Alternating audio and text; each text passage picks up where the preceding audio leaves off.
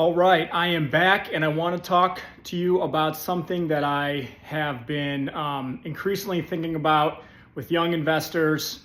It is what happens to you if you pass away without a will, and what is the will good for, and what happens if both you and your spouse pass away and you don't have a will.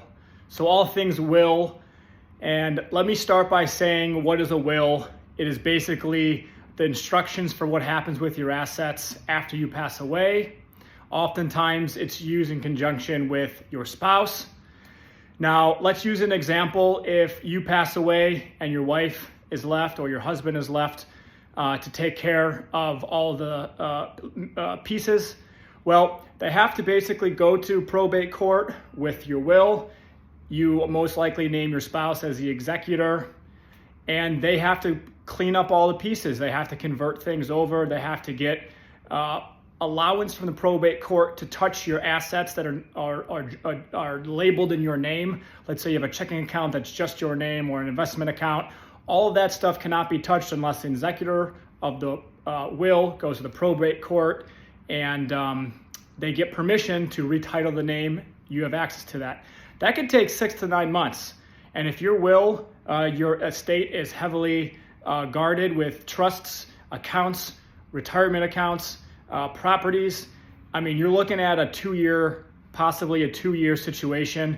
And along the way, you're going to be paying an estate planner, probate attorney, all the different ways you can call them, fees to handle this with you. So getting your estate in order is something that is not oftentimes really appreciated until someone has to deal with it.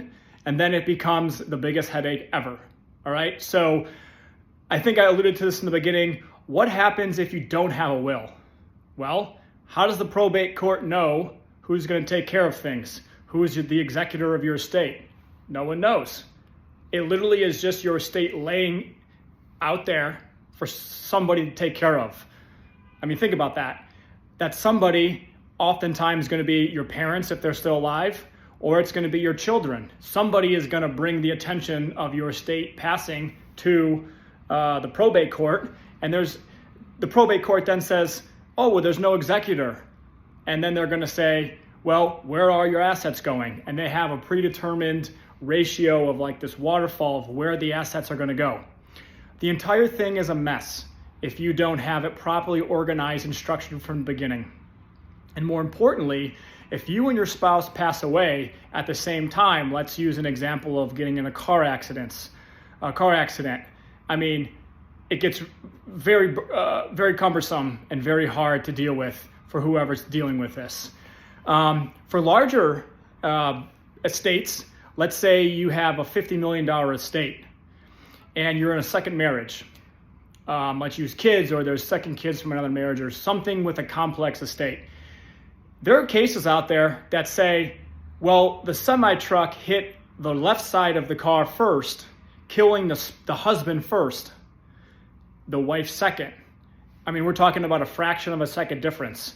That changes the course of your estate plan, because now the husband's assets, in this example, the driver, goes to the wife, and then they follow the wife's estate plan. That's literally part of it.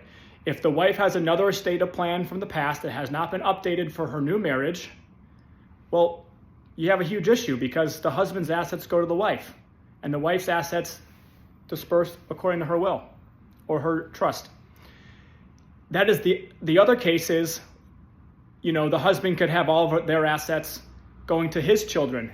If he has 4 children from a first marriage and he wants all his assets to go to his children, well, that's not going to be the case if your will's not updated for your second marriage. So I know I've kind of parlayed this into all things will, but the point is having a will and an estate plan in order is some of the most important things you can do. I mean, not really for yourself, it's for your heirs, your children, your parents, and your spouse. So I wanted to take 5 minutes and discuss all of that with you, a little bit of what happens here and there. And obviously this isn't estate planning advice, but it's part of what's on an advisor's mind, and I'm happy to chat with you further about it.